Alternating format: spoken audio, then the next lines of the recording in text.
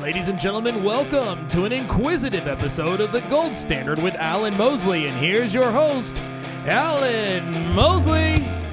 That was particularly energetic on your part, by the way. Hey, man, I'm trying, you know. I'm trying to give myself No, some I energy liked it. today. It was good.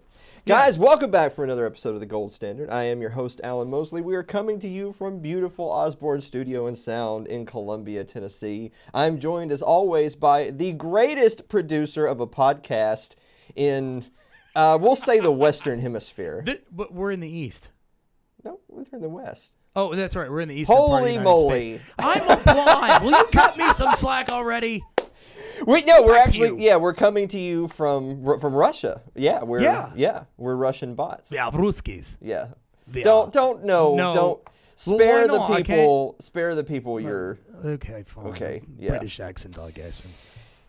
Guys, you can follow us on social media, which is facebook.com/TGS Alan Mosley. Twitter is @Alan M. Mosley, but you don't have to do any of that. You can just go to our website, which is thegoldstandardpodcast.com. That's right.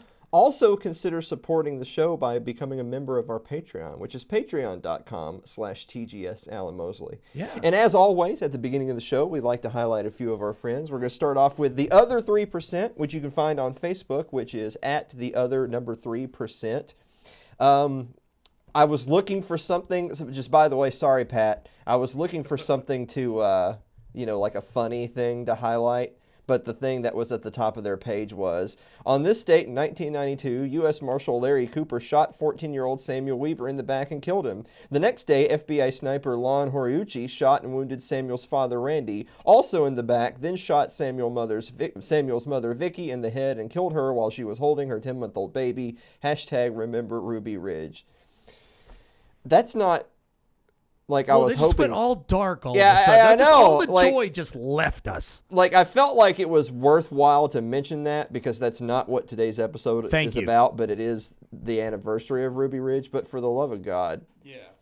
All right, so next week we're going to find something funny from the other 3%. But that's okay, though, because the other 3% gives you musings and news and satire and memes and history and everything that you could possibly want. So check them out at the other 3%.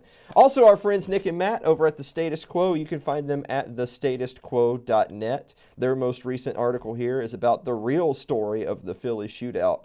I bet that's going to be a good one.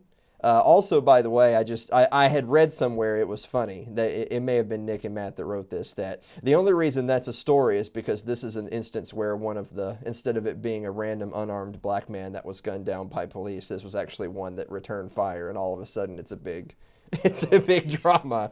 How about that? Yeah. And finally, our friends over at Liberty Memes, on August 23rd, are going to be doing like an old-fashioned Ron Paul money bomb of sorts. They're going to be doing a Patreon money bomb for their Patreon for Liberty Memes. Now, Liberty Memes has raised, I think it's something like $500,000. It's probably more than that, for various causes, individuals in need. It really shows putting your money where your mouth is in terms of the community taking care of itself and not needing a government handout. And so they're doing a little money bomb. Being kicked off of Facebook. Yeah, and That's so amazing. I told Dadman I was going to do this, so you can see right there. Show it, Blake. Okay, show There's it. Boom, just sent a crap ton of invites. Nice. People, go over here and support the event. It's Join Liberty Memes on Patreon, money bomb style, which I'm actually going to go ahead and pull that up really quick. It's patreon.com/Liberty Memes if you're looking for it so that you can donate that day. So their big money bomb date is August 23rd. So that's this Friday. Wow. So this Friday, go over to their time. Patreon. I think you can join for just $3.50. So they only need about $3.50. You can join for just that small of an amount, and that small of an amount is going to make all the difference in the world for some people, some family in need. So do that. Yeah. So do that. Just do it. It's just that easy. Just do it. So do like what we say. You go in there and you click the button and you type in 9999999, and then you put in your card information. You click send. It's just that easy. Just do it. And get declined. Shh. I mean, us poor plebs like you and me would get declined, of course. That's why we need them to send the 9999 to us so that we can then send it on to the next person. That's right. It's actually the fixed pi fallacy. It's the same 999999, and we just keep rotating it around. Yeah. It doesn't ever change. Yeah. Yeah, that's what it is. So we have a fun episode in store today. We're going to be doing a Q&A. Oh, cool. We're going to be doing a Q&A. We asked our viewers to submit some questions, and we got like way too many. This is the... That's a lot. Yeah, I've got a That's ridiculous amount of index cards here of questions very to answer. encouraging. So we're gonna start the Q&A right after this break. Hey, did you see the playoff games last weekend? Oh, you're into the sports ball game. Sports Ball with Mike Meharry and Alan Mosley. SportsBallPodcast.com. Sports ball is not a libertarian sports show. It's a sports show done by a couple of libertarians. For when you need your bread and circuses. Your ad could be playing right now, reaching thousands of potential customers. Sadly, it's not, but it could be. Find out how to be an advertised sponsor for The Gold Standard with Alan Mosley. Email us at tgsalanmosley@gmail.com. Ooh, we got so many to go through, Blake. I'm excited. I know for a fact at least one of these is directed at you. Oh God. So just be prepared. In fact, if you want to chime in on any of these, you can. But I'll try. But we're gonna be going pretty quick. I don't have the intellect. By the way, I just want to go ahead and kill some time, even though we have tons of work to do. Do you like how every single time we're in a hurry, I announce to the viewers at home that we're in a hurry, and then I kill like another 5 or 10 minutes? Yeah. Okay. That's just deceptive all the way around. Yeah, it's just it's just a thing. Yeah, It's just a thing. So our first question comes from Trisha Stewart. Trisha Stewart asks, "Is ice water a soup?" No, ice water is not a soup. That is and not by a the soup. way, don't bring that weak crap into my house. I am the authority on these types of things. Okay, so here's the thing though. But if you took ice water and you mixed in like some frozen fruit, then it is a soup because the ice water is the broth and the frozen fruit is That's the right. ingredients. So if you're gonna ask that question, you better bring your A game. Okay. Follow-up question. What if you drink it with a spoon? Okay. So the ice water is still just a beverage. That's right. And the utensils that you use don't change the article itself. Yeah. So if you have a drink and you drink it with a straw, for instance, that doesn't make the drink in any way different. So the utensils are irrelevant. It's the food item that matters. So ice water is not a soup mixed with frozen fruit. It is a soup. The spoon is irrelevant. Even if it was ice water with fruit and then it was therefore soup and then you ate it with your bare hands, it would still be soup. That's right. So the utensils are irrelevant. So there we go. There's go. one. Anna K. Gilbreth asked, isn't that nice? Yeah. Anna K's asked me a couple of questions. What is your favorite food? Now, Anna K actually knows what my favorite food is. I think she's just was trying to think of questions for people to hear. It's trying to humanize you. Yeah. Ain't that a damn shame? What is your favorite food? Okay, so, I mean, as you can tell, I like to eat. There's so many different foods I like. It's like favorites of different subgenres of food. But if I had to pick just one thing to eat, it would be chicken fajita nachos. Those are awesome. Chicken fajita nachos. That's awesome on a lot of levels. Follow-up question, what is your favorite ride at Disney World? See, she's just trying to gaslight us so that we'll go back to Disney World. There you go. You know that, right? Yeah. Like, okay. Yeah, I get that all the time.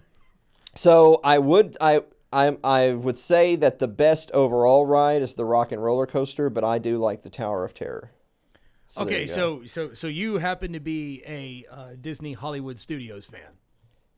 I guess. Is that what that means? Yeah, those are both in Hollywood Studios. Okay. Have you been to any other parks? I mean, I've been to all of them. Good, okay. And so out of all the parks in Disney, you pick those two. I mean, my girlfriend is Anna Kay, so I've been to every park in Disney. Okay, I get that, but you pick those two? Yeah. Right, fine. Well, most of Disney World is for kids, right? Like it's big just kids. No, Disney World sucks for adults. If you want to go to a real park, you would go like Universal Studios is better for adults because it has more hardcore rides. The only really big time rides at Disney World are Rock and Roller Coaster and Tower of Terror. Space Mountain is okay, but Space Mountain hurts your back so bad and your mind. Yeah. So there you go. So there's that. There you go. James Silver asks, should ship manufacturing be brought back to the States? Now, I'd actually looked up a couple of things about this. And, of course, China and South Korea and Japan far and away lead the world in manufacturing of shipping vessels. Ironically enough, Norwegians? Vietnam makes the top 5. It's Really? very interesting. Yeah, Vietnam is I fifth. thought the Scandinavians were like known for building awesome like cruise ships and stuff. You're thinking Vikings. No. No, I'm not No, thinking about the no.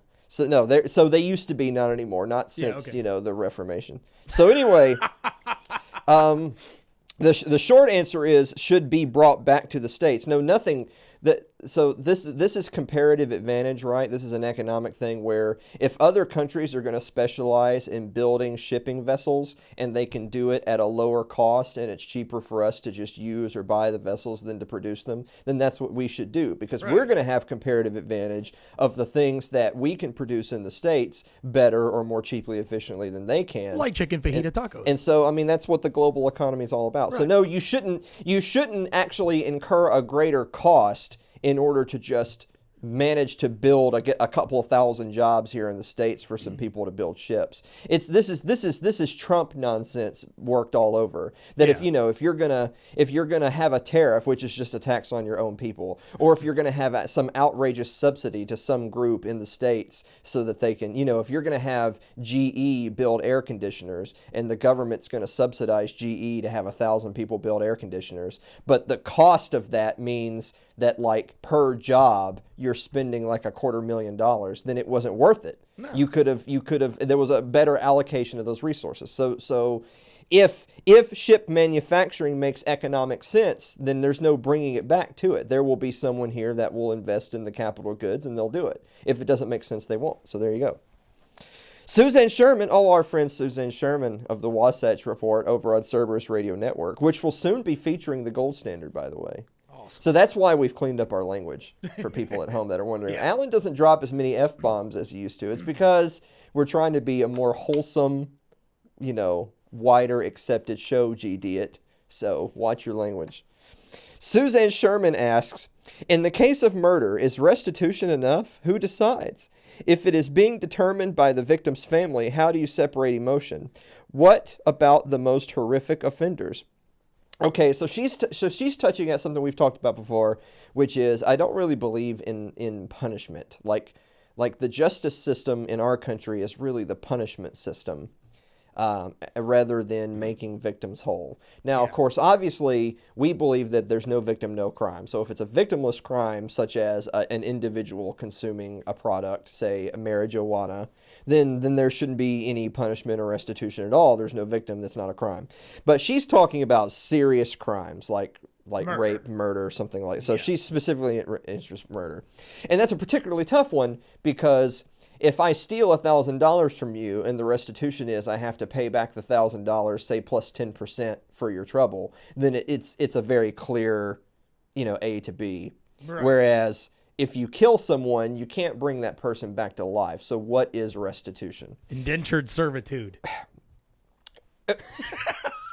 You need to make sure that you're switching the camera to yourself when you say those things so that people don't think that I'm saying the things that you're saying. I didn't say indentured servitude. Okay. Oh, you didn't say that. Okay, very good.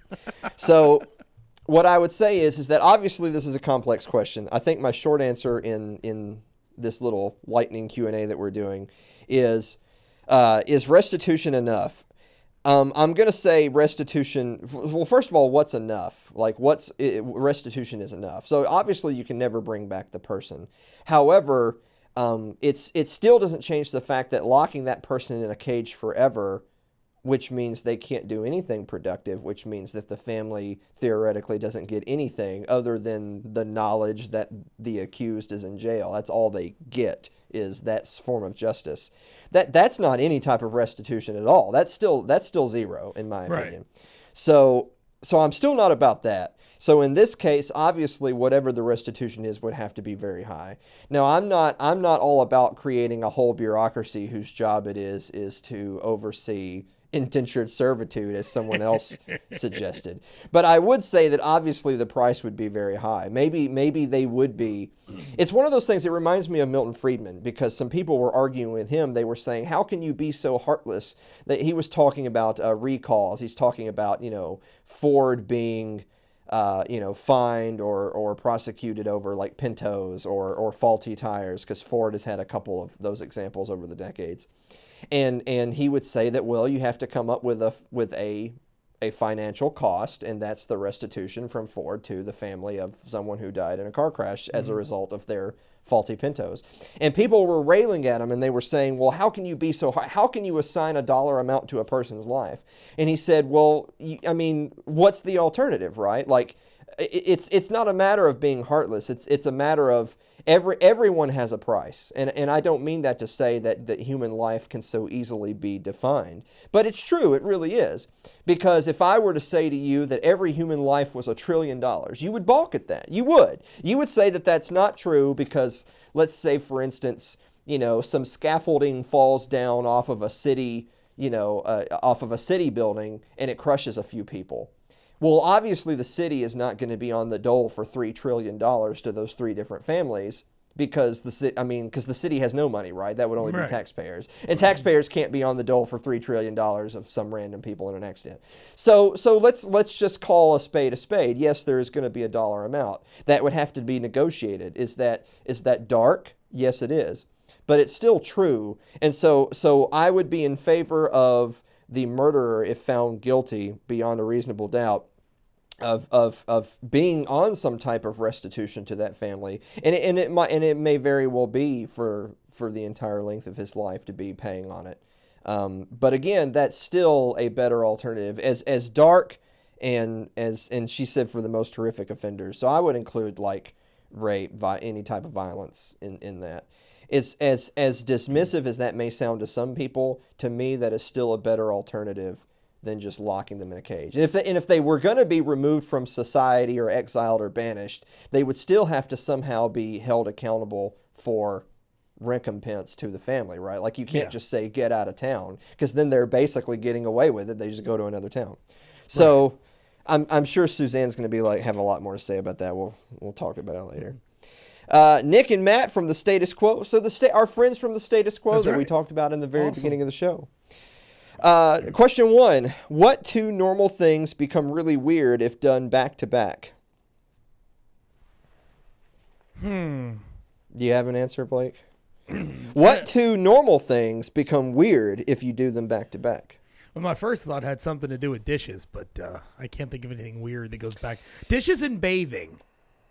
Doing those at the same time would be a bit weird. I know that some people would say like morning routine stuff, like if you brush your teeth and then drink orange juice, that would be weird. Yeah, because then what's the point of brushing your teeth? Because then you just brushed your teeth and then you just drank something, so now you have to brush your teeth again. Yeah, exactly. If you're that deadly hygienic. I would say that's probably the most politically correct answer I can give. I can think of some dirty answers, but I don't think we should say those. So I'll answer those online, the dirty ones. Did you walk to school or carry your lunch? I never walked to school. I'm from the South. Everything's miles away from each other. We drive everywhere. Oh, I did. Do you carry I did carry my lunch for a time. I did do that. In my elementary school, the lunch there was really good, but I was a stupid kid and a picky eater, so I brought what I wanted from home. Hey, you're the kind of guy that likes are you the kind of guy that eats like a peanut butter and jelly sandwich and then demands to have the crust removed? No.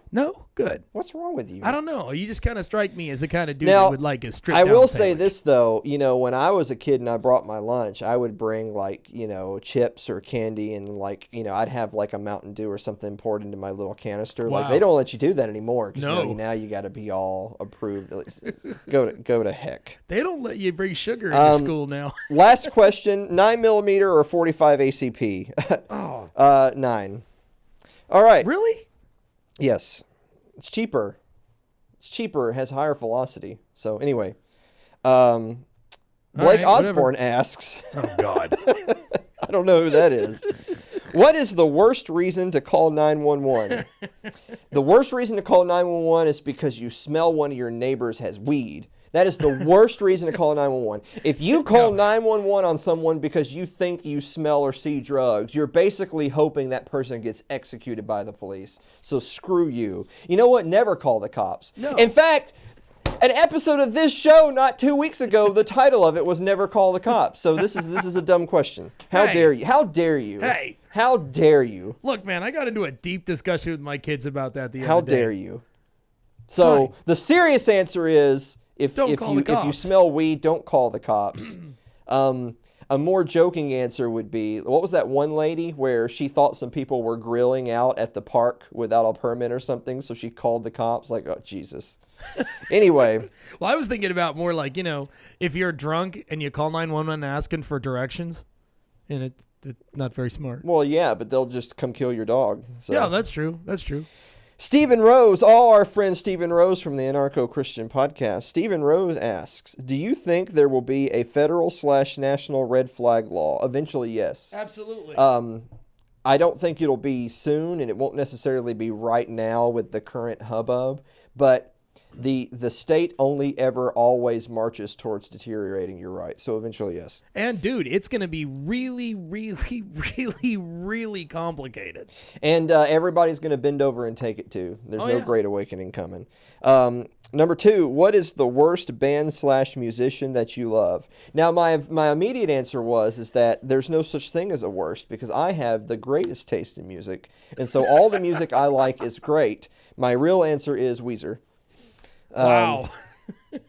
What about you? What's the worst band/musician that you love, Blake? Weird Al Yankovic.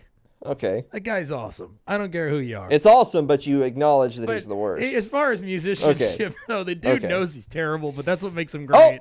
here's one for you. How many llamas does Blake have? Llamas does Blake have? You just have one, right? Correct. You have a guardian llama. What's the llama's name? Layla. Layla, the guardian llama. So it's a female llama, and she sees over the whole herd. Sort of. She's okay at it. Now I have to say I've but... seen Layla. She did look at me. Yeah. She gave me a glare. She's tall, isn't she? Yeah, well, yeah, she's definitely like 8 tall. feet tall. I can't say Got that a she knife in her seemed fur. overly aggressive for a guardian llama, but she most certainly gave me the evil eye. Yeah. The evil eyes about all those llamas are good for.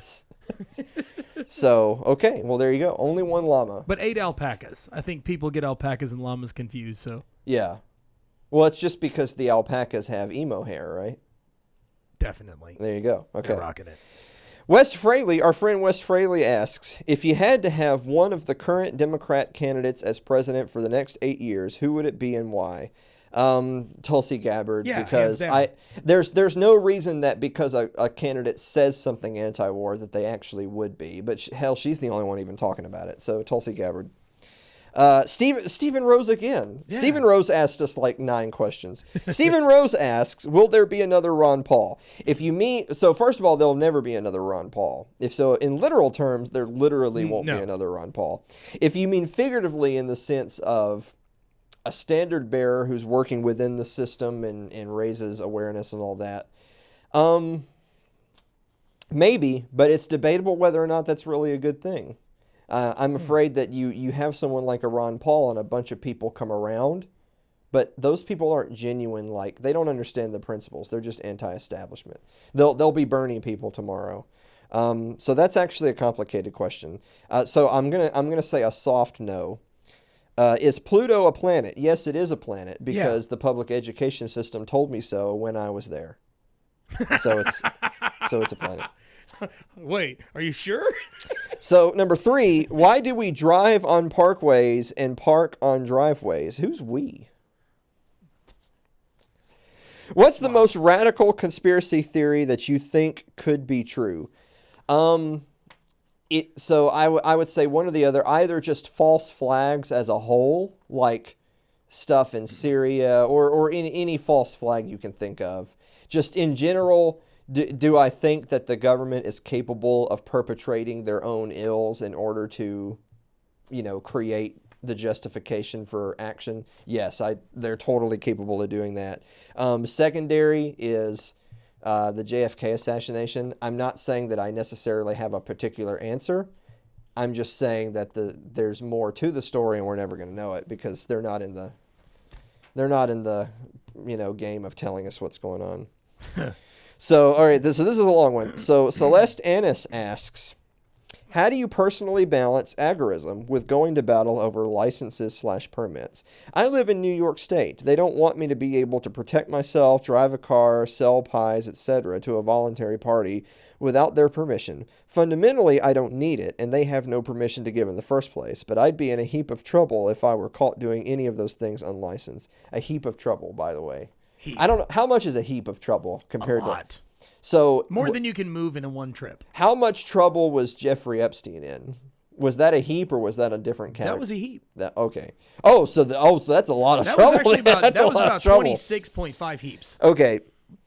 So my answer, Celeste, is, I mean, obviously it's easy to tell people pick your battles, blah, blah, blah. The short answer is you should do everything you can get away with. And I mean that very literally. You should do everything you can get away with. So if you know you can get away, and I mean you know you can get away with something, you should do it. If you can engage in voluntary activity with other people who are of a like mind as yourself, so that the entire process can be self-contained and not be traceable by the feds, then you should do it. However, you should not take risks that you're not 100% comfortable with. We don't need martyrs, and I'm all for, pragmatism. Like, look, I've said it a million times, there's no great awakening coming. No one's going to stand up and fight for you when they throw you in a dark cell somewhere. When they ship you off to Guantanamo because you were selling pies around your neighborhood without a license, no one's going to step up and defend you. They're going to watch you go. So be careful, please. I'm not about picking battles that you can't win. I like winning, and you can't win against them. Michael Clark asks, so this is Mike of Mike's Minute. Mm-hmm. What are your steps for arguing against any given war? Okay, so any particular war, what are your steps for arguing? So I would say you can obviously you can break it down into like the libertarian philosophical things that we talk about on the show. But that doesn't really work if you're talking to some random guy on the street who has no idea what libertarianism is. That argument doesn't work, right? No. So I would say, let's look at it for a second from a more like practical standpoint. It's like, okay, war X, they're drumming the war drums for war X against country X over here. How do you go against it? I would ask some basic questions like, okay, so who are we going to be fighting? Let's say we're going to go fight Iran. They're evil. Okay, why are we fighting them? I don't want to hear they live differently than us and they look different and somebody said an angry word. No, I want to know specifically the casus belli, right? Like I want to know the exact reasons, the justification for going to war. I want to know what they did to instigate violence, not rhetoric, not trade, violence. That alone shuts down a lot of the nonsense coming out of Washington because the justifications just simply aren't there. The next question would be like, okay, if you have all that, then okay, who's going to fight this war? Like, are we alone? So we're going to fight this war. So like our kids are going to fight this war. What's the goal? Is the goal that country X no longer exists? Their territory is broken up into regional, provinces and it's divvied up amongst its neighbors? Is the goal that they give up a nuclear weapons program or they give up control of this harbor or what's the goal? Again, I want a very specific answer. If you go to war with this country, how will you know when you've won the war?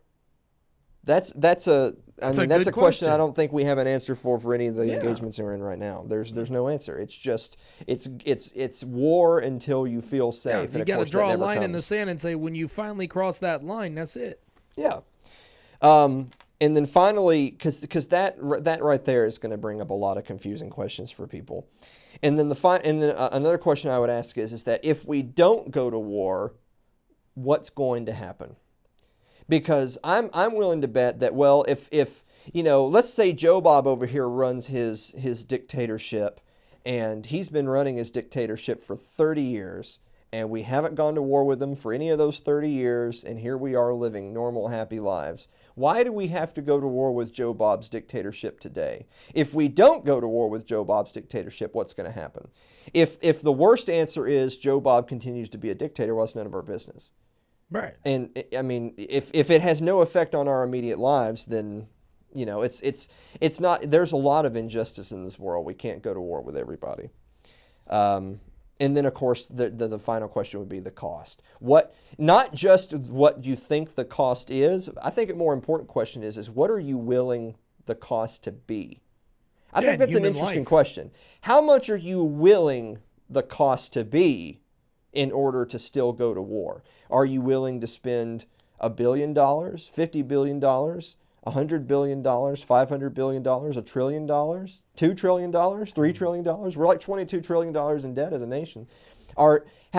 What cost is too great and therefore the war just does not make practical sense? I think that's an interesting question. I think most people aren't willing to. I think it's hard for people to put dollars and cents on things, and life as well. Like, okay, if I told you that we had to lose 50,000 soldiers, is it worth it? Is it worth overthrowing Joe Bob halfway around the world if 50,000 people have to die, like your neighbors? Do they need to die for this to happen? If you're not willing to see them die for this to happen, maybe we shouldn't be at war. Good so there point. you go. What? I said good point. All right. Well, thank you. Well, thank you. I measure it by kids. Am I willing to put my kids on the front line or not? Well, if people do that, then all of a sudden almost no war makes any That's sense. right. Although there's some conservatives out there that actually are proud when their kids go off to war and they're tying their ribbons on their trees. Screw those people. Yeah. Wes Fraley asks, somehow Wes got some more questions in here. Wes asks, does it concern you that a large percentage of mainstream media is blatantly biased? What about social media and search engine companies? Does it concern me? Of course it does, but they're private companies. Yep. I didn't read the second question. What was the second question on there? I don't know. Shoot. It's over there on the floor. He's had enough questions. Sorry, Wes. We love him. It's all good. Yeah. It was probably, oh no, I think I remember what it was. It was, am I concerned about Democratic candidates giving away free health care to undocumented citizens? Both candidates from both major parties are only ever in the business of what's the Mencken quote? It's an advance auction on stolen goods. So they're all the same. Jim Bovard, the great investigative journalist, our good friend, Jim Bovard asks, "What the hell's wrong with you, boy?" I do a podcast geared towards libertarians. That's what's wrong with me. How are we doing on time? Oh, we're about 32 minutes into this bad boy. Ben White asks, who will build the roads? Taxes, of course. I mean, Clay Davis asks, our friend Clay, working for the 10th Amendment Center, Clay Davis asks, clearly voting for perceived anti-war candidates is not the answer to ending U.S. aggression. How do we stop the wars, Alan? Oh, it's such a simple question. Alan, how do we stop the wars? Yeah. Take your kid, look at him, say, are you willing to put this man in harm's way? If you're willing to put your son in harm's way, then that war means it's a bad thing coming. Okay, but that was the answer to the previous question. Yes, that answer right. means nothing to this question. Fine. Because you didn't stop a war at all. You're just talking philosophical nonsense and the government's not listening. That's true. So the serious question, how do we stop the wars? You can't vote to stop the wars. Your voting doesn't work. You can't spend yourself rich. You can't vote yourself free. So how do you stop the wars? I think the best possible chance you're going to have, and it's not a good one, but I think the best possible chance you're going to have of stopping the foreign interventions of the American empire is convincing people to not enlist. So, and we've said this on the program before. If you're a veteran and you look back with disgust at your time in the military, you feel like the causes were betrayed, you feel like you did things you're not proud of, you think that the military had no business being in place X and doing Y things, then your restitution, because that's what we're about, your restitution is to go talk to the young people today that are looking for an easy out to get from 18 to 22 or whatever, and tell them do not enlist. If people don't enlist and they can't fill the seats, then it's much more likely that things will be at least more modest. I mean, look, they can build drone bombs till kingdom come, but at the very least, we can keep our young men and women out of it. So, as long as they don't decide to draft everyone. Well, that's slavery. Now, if they actually attempted to institute conscription, then you are justified to kill everyone that comes to try to take your kids. Good call.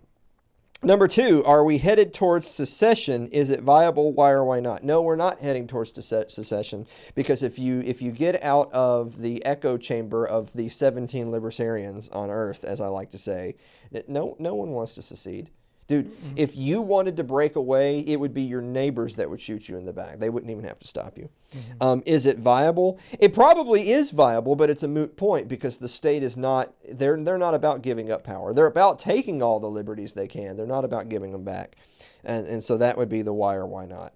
I think it would be a great idea. I think if it were a real option that could be considered without bloodshed, and that being the key one right there, I think if people were, if regions or towns or municipalities were able to secede peacefully, then that would be a wonderful thing. And then people could vote with their feet where they would want to go, what places are run in such a way that most lines up with their principles. But I don't see that's how we're heading right now.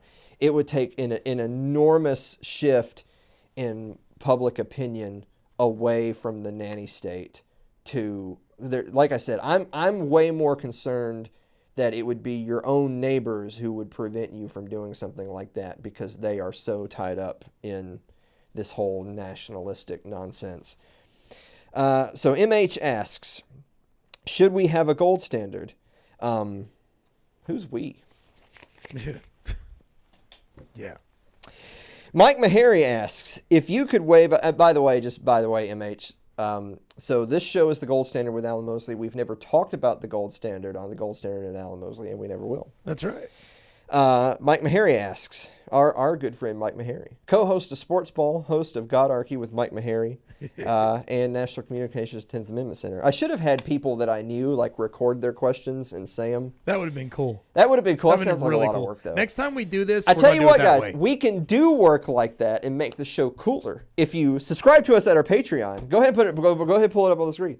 Our Patreon, which is patreon.com/TGSL. There you go.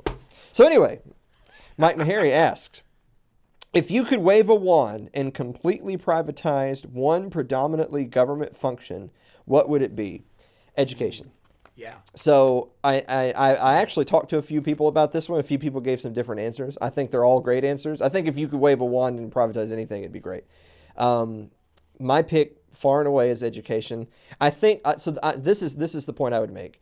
If the feds knew you had that wand, but they couldn't prevent you from, like they couldn't just drone you and prevent you from waving it, they would lobby against you picking education. And in my opinion, they would want you to pick education the least, because in a generation or two, they might lose the long con if they weren't controlling your kids for 13 years. There you go.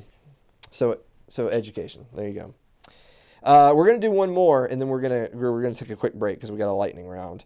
Dave Benner asks, I don't know how Dave's got to the bottom of the stack, but Dave's is a good one. Dave Benner asks, does legislation to audit anti-libertarian institutions like the Federal Reserve actually serve to provide sanction to the legitimacy of said institutions, since it does not seek to abolish them outright?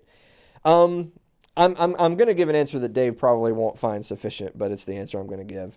So, does legislation to audit, so like the Federal Reserve, actually serve to provide sanction to the legitimacy of said institutions? So the powers that be don't care what the legitimacy is. They're going to do what they want. They don't care if I think something's legitimate. They don't care if the public at large thinks it's legitimate. They're going to do what they want to do. So its legitimacy basically is not in question because they're going to do what they want. If anything's legitimacy was ever in question, lots of things would be declared unconstitutional tomorrow. Guess what? They're not, because the Constitution's a joke. Spooner all the way. I think Dave's going to be coming on pretty soon to talk about Lysander Spooner, by the way. So to me, the legitimacy thing is moot. But with that said, since it does not seek to abolish them outright, I know you're not supposed to answer a question with a question, but my counter would be, so what's the point of auditing the Federal Reserve? Or what's the point of any bill to evaluate any program or institution that may or may not be legitimate or constitutional? So, and I think that's an important question. So what's the point? Like, why even bother? Are we auditing the Federal Reserve because we think that they're up to no good, that we think that they're doing things that they're not supposed to be doing? Mm-hmm. Are we rolling the cameras into Fort Knox because we think the gold isn't there? Like, why bother? And the reason I ask is because let's say, for instance, audits happen, let's say investigations are done, and lots of corruption, lots of malfeasance, whatever, is found. Then what? What's the point? What are you going to do? So obviously, if the IRS audits you and it finds that you have done a bunch of wrong things, you've been hiding income, you've been not paying your taxes or whatever, then there's going to be consequences, right? Like you're going to be fined / murdered.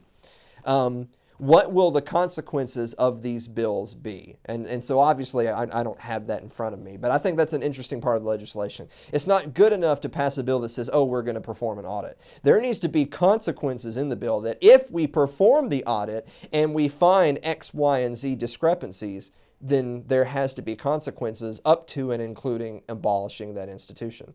So to me, there's really no point in the legislation at all if the legislations are not going to be backed with teeth, right? So there you go. We've got one more, and it's actually a series of questions. So we're gonna do one quick lightning round after our final break. Have you ever been talking politics with a friend and told, if you don't like it here, you should just move to Somalia? Well, ladies and gentlemen, from the sandy beaches of Mogadishu, Sherry and I bring you Postcards from Somalia, one of the newer products of Little L Productions, where we take on all of the fallacies of the people who say, if you don't like it, you can just get out. Your ad could be playing right now, reaching thousands of potential customers. Sadly, it's not, but it could be. Find out how to be an advertised sponsor for The Gold Standard with Alan Mosley. Email us at tgsalanmosley@gmail.com. So last one, I had posted late last night as I was getting ready for bed that, hey, thanks for all the questions, you guys. If we get any really, really good ones, we'll throw them in the stack at the last second. Otherwise, off to bed. We'll see you tomorrow.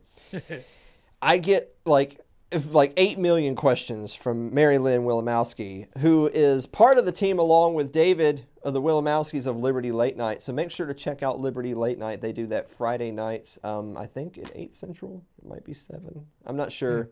I have to check on that. Liberty Late Night, they're in the Liberty Means community group. Check them out. They're really cool people. I love the Wilimowskis. I was on their show a few weeks back. They're very fun. We're going to have them on our show. I hope they have me back. I think I scared them. So I don't know. We'll see. But so Mary gave me like 1 million questions. I've got 6 of them right here. So this is going to be the Liberty Late Night lightning round. Here we go. On the Gold Standard with Alan. All right, here we go. Number 1, what is your favorite color? Blue. Number 2, drunk driving. You see someone obviously impaired. What do you do? Never call the cops. Because you don't know what the impairment is. Maybe it is drunk driving, but I balk questions that say things like obviously impaired. What if they're having a medical emergency? Right. Because goodness knows that this has happened before. Someone's in a car, they have a stroke, the police come up and blow them away. Never call the cops. Number 3, if you were president, what would you do first? What would you do second? First, I would order. I'm the commander-in-chief. The one thing I can do without congressional approval, I can order all the troops home. I would call an immediate end to all of the violence overseas. I would be bringing everyone home. I'd be bringing the fleets home from distant seas. I'd be doing all that. So what I would be doing second is dodging the assassin's bullet that would be coming to kill me because I did that to the military-industrial complex. Or just die. So the first thing I would do is call the troops, and the second thing I would do is be assassinated. Wow. Number 4, have you watched The Goonies? Yes, but like 1 million years ago. Favorite movie. What is your favorite movie? That's your favorite movie? It's in my top 5. It's in your top 5? Okay. It is in my top 5. The second part is, what is your favorite movie? Blake, what's your favorite movie? The Color Purple, probably directly followed by The Goonies. Huh. Those are 2 very different movies, by the way. They are. That's I like that. Yeah. I like that. It's a very interesting. So I'm a huge movie buff. It's hard for me. It's easier for me to pick like favorite movies within genres than just favorite movies. Yeah. Like I have a ton of favorite movies. For lack of any other answer, I'm just going to say The Godfather. Nice. Number 5. What is the first thing you do when you wake up? Okay, so me and Anna Kay get up at different times in the morning. She goes to work before me. So the first thing I do when I get up is text her to see how her day is going, tell her I love her. Good job. Thank you. See, this is getting that whole humanizing me thing. Yeah. There you go. Yeah. So, okay, last question. How many have we done? This is I don't like know, 50. a lot. Okay, last question. What made you stop caring about the liberty movement? Okay, so Saying what made you stop caring about the liberty movement is the same thing as saying what made you stop caring about Santa Claus. They don't exist. There's no, it's not about me caring about the liberty movement. It's not a matter of me caring, because I very much care about the principles and the study and the great wealth of information and the books and all of the things that go into it. I very much believe in it. I live by those principles. There's no liberty movement. There's no such thing. I'm over that. And this is something I know that Jeff Deist, president of the Mises Institute, believes in. I don't want to put words in his mouth, but I mean, he's been on this show before. I'm over this whole movement thing. I'm very much about individuals doing the best they can for themselves and their loved ones. Don't worry about movements. Wow. I don't know why I've been throwing the cards. I'm trying to be like a late night host. Though. You should have made paper planes out of a few of them, threw them at the camera. But now the floor is covered in cards, and it's not like you get to clean it up. And for us to afford interns to be able to do things like clean up the cards off the floor, you have to become a member of our Patreon by going to our Patreon page, which is patreon.com/TGS Alan Mosley. But also don't forget to go support the Liberty Muse Money Bomb that I showed earlier in the show. That's right. Rewind and go back and look at it if you need to. That's this Friday, August 23rd, for those who are, August 23rd, 2019, for those who are listening. If it's too late, go do it anyway. They're still there, unless they've been banned again. But they're on the Patreons. It'll be fine. But you can follow us on social media, which is facebook.com/TGS Alan Mosley. Twitter is at Alan M. Mosley. Twitter, by the way, is just where we go to say bad words. So the bad words are no longer on the show, but they are on Twitter. Yes. And you don't have to do any of that. You can just go to our website, which is thegoldstandardpodcast.com. So for us here at the Gold Standard, and Blake, see you next week. We will see you next week.